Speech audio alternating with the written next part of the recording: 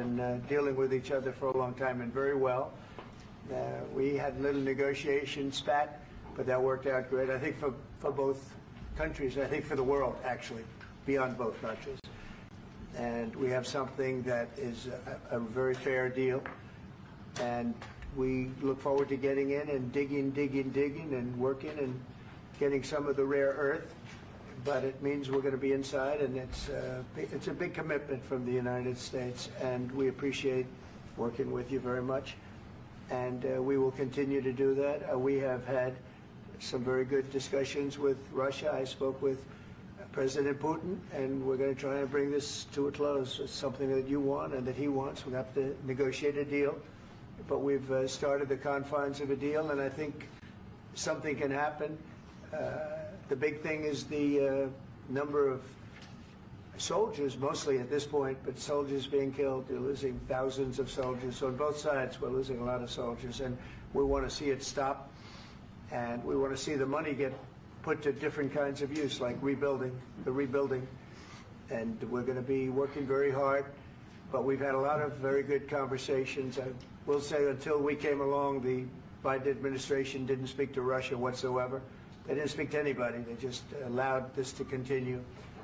And I will say that, I'll say in front of you, you've heard me say it 1,000 times, if I were president, this war would have never happened. We would have had a deal negotiated for you without having to go through what you've gone through. But your soldiers have been unbelievably brave. We've given them great equipment, but somebody has to use the equipment. They've been unbelievably brave, and we give them great credit. This was supposed to be over very quickly, and here we are 3 years later.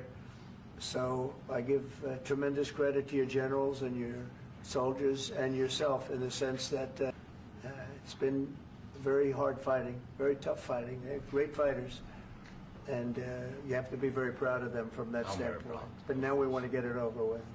It's enough, right? We want to get it over with. So it's an honor to have you here. Thank you very much for coming. We're going to sign the agreement at the conference in the East Room in a little while, right after lunch.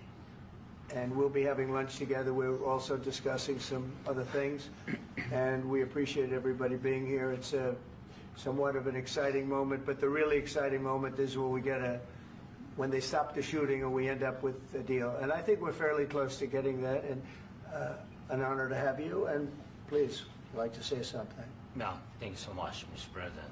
Thank you for the invitation. And really, I hope that this first document will be first step to real security guarantees for Ukraine, our people, our children. I really count on it. And of course, we count that America will not stop support. Really, for us, it's very important to support and to continue it. I want to discuss it with details further during our conversation, and of course, the infrastructure or security guarantees.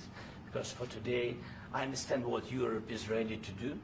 And of course, I want to discuss with you what the United States will be ready to do.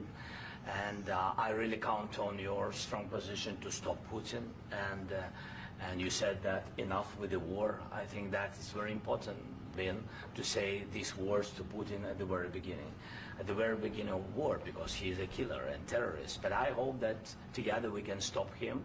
But for us, it's very important to, to save our country, our values, our freedom, democracy, and of course, no compromises with the killer about our territories. But it will be later.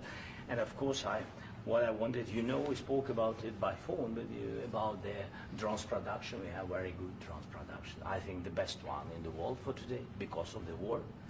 Yes, and of course, we need very much the